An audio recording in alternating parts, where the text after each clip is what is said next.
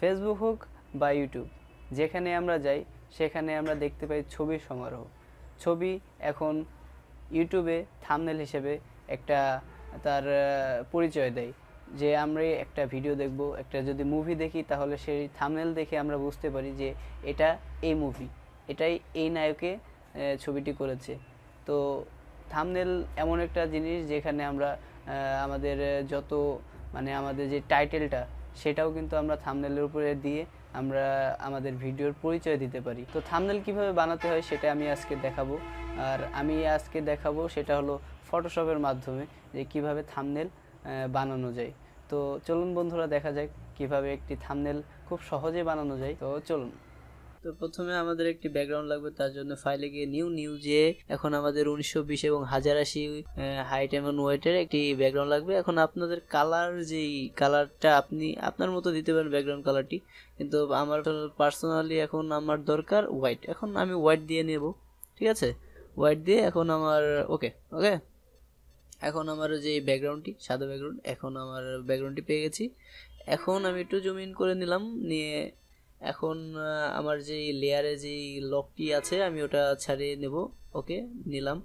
এখন আমার যেই অবজেক্ট যে অবজেক্ট ফাইল, সেখান থেকে আমি অবজেক্ট লেয়ার থেকে আমি এই যে গ্রেডিয়েন্ট ফিল যে কালারটি সেটা আমি নিব। এখন আমার অনেকগুলো কালার আছে এখানে, আমার মনে হলো যে আমি ব্ল্যাক অ্যান্ড হোয়াইট নিই।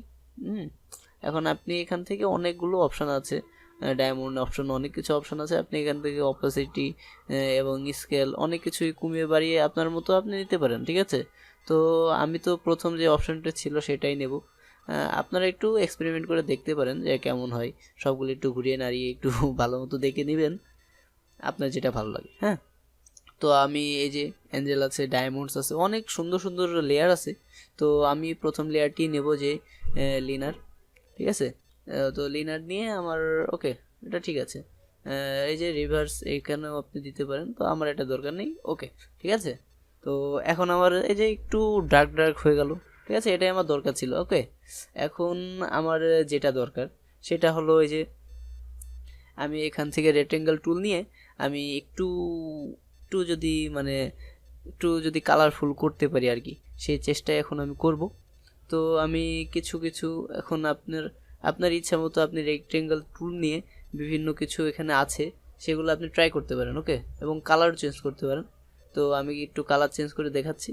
হ্যাঁ হ্যাঁ, আমার কালার চেঞ্জ হচ্ছে কিন্তু। তো আমি এমনভাবে, আসলে এটা দেখানোর জন্য আমার কিন্তু এমনভাবে আপনি আর কি ব্যাকগ্রাউন্ডটাকে একটু আকর্ষণীয় করে তুলতে পারবেন, ঠিক আছে? তো ওকে, ঠিক আছে, আমার এটা ছিল। তো এখানে কিন্তু অনেকগুলো লেয়ার হয়ে গেছে, ঠিক আছে? এই লেয়ারের মাধ্যমে কিন্তু আপনি মানে এর মধ্যে আপনি কাজ করতে গেলে বিরক্ত ফিল করবেন। তো অল সিলেক্ট করে নিয়ে আপনি একটি গ্রুপ বানিয়ে ফেলতে পারেন, যেটার সাহায্যে আপনি অনেক সুন্দরভাবে কাজ করতে পারবেন। মানে এটার সব মিলিয়ে গ্রুপে একটাই থাকবে। ওকে, সবগুলো লেয়ার একটা গ্রুপের মধ্যে ঢুকে যাবে।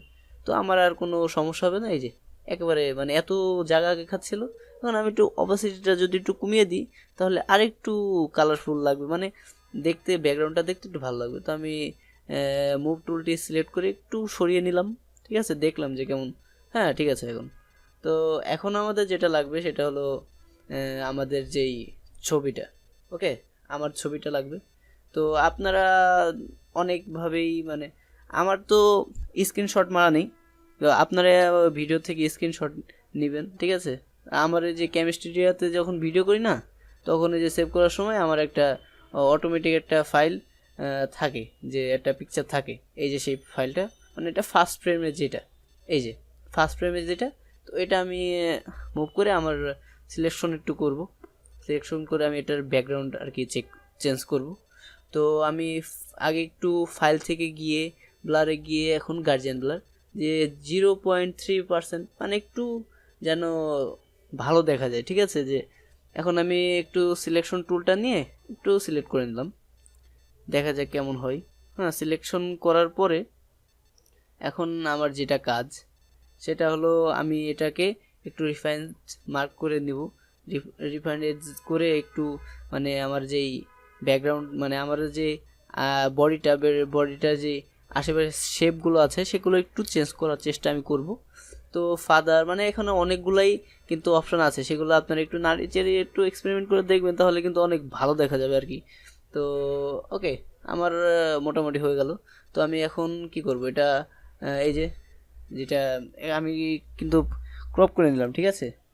ক্রপ এই টুলটির নাম ছিল লেয়ার মার্কস। তো আমি মুভ টুল থেকে অন্য ওই যে আমার যে ব্যাকগ্রাউন্ডটি ছিল সেখানে আমি নিয়ে আসলাম। ওকে, তো এখন আমার যেটা করতে হবে এফএক্স, এই যে এফএক্স থেকে এই যে স্ট্রোক আছে না, স্ট্রোক স্ট্রোকে গেলে দেখবেন যে যে আমার বডির চারিপাশে একটু একটু লেয়ার মতো চলে আসছে, ঠিক আছে। তো এই যে সাইজটি একটু বড় করতে পারবেন, ছোট করতে পারবেন, আমি আমার দরকার মতো আমি করলাম, আপনারাও করবেন। অপোজিটটি হালকা একটু কমিয়ে দিলাম, বেশি একটা সমস্যা হবে না। এবং আপনার ব্যাকগ্রাউন্ডটি আপনি চেঞ্জ করতে পারবেন এইভাবে। তো আমার সাদাই ঠিক আছে, তো আমি সাদাটি নিয়ে নিলাম। ওকে, আমার মানে একটু ভালো দেখানোর জন্য আর কি, এটা না দিলেও হয়, আবার দিলে ভালো লাগে, ঠিক আছে।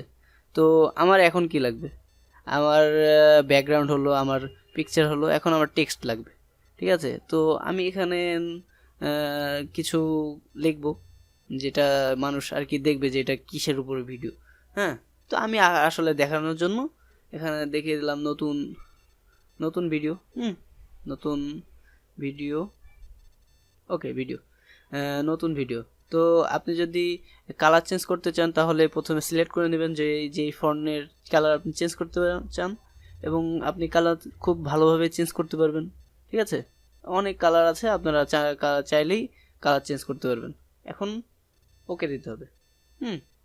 এখন আমি মানে আমার এই যে আমার যে ফন্টগুলো আছে সব একসাথে সাথে কেমন একটা লেগে গেছে, দেখতে ভালো লাগছে না। তো আমি উইন্ডোজ থেকে এই যে ক্যারেক্টার, এখন এখান থেকে একটু কমিয়ে বাড়িয়ে দেখতে পারি, এই যে হ্যাঁ দেখতে পারি এখন, হ্যাঁ ঠিকই আছে। ওকে, এখন আমার একটু আর কি যাতে আসছে।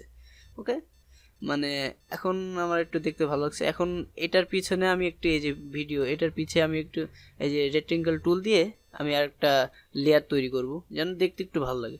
এখানে অনেকগুলো টুল আছে, আপনারা চাইলেই সিলেক্ট করে নিতে পারবেন। তো আমার এই যে একটু গলছে গলছে, মানে একটু ভালো লাগছে, এটাই দিলাম। এবং লেয়ারটা অবশ্যই কিন্তু ফ্রন্ট নিচে রাখতে হবে, ঠিক আছে, নাহলে কিন্তু হবে না। এই যে লেয়ারটা নিচে রাখবেন। ওকে, ঠিক আছে।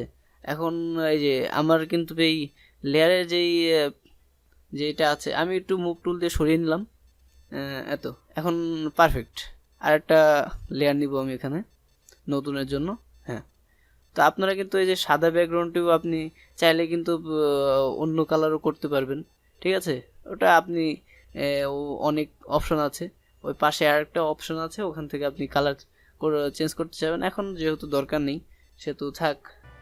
তো এই ছিল ভিডিও। যদি আপনাদের এই ভিডিওটি ভালো লেগে থাকে তাহলে অবশ্যই একটা লাইক দিবেন এবং কমেন্টস করে জানাবেন এবং শেয়ার করে আপনার বন্ধু বান্ধবের কাছে দিবেন যে আরও অনেক ভিডিও আসছে এই চ্যানেলে। এবং সাবস্ক্রাইব করে আমার পাশে থাকুন, আমাকে একটু সাপোর্ট করবেন, সাপোর্টের অনেক প্রয়োজন আছে আপনাদের। তো নেক্সটে আরও অনেক ভিডিও আসছে, তার জন্য অপেক্ষায় থাকুন। টাটা।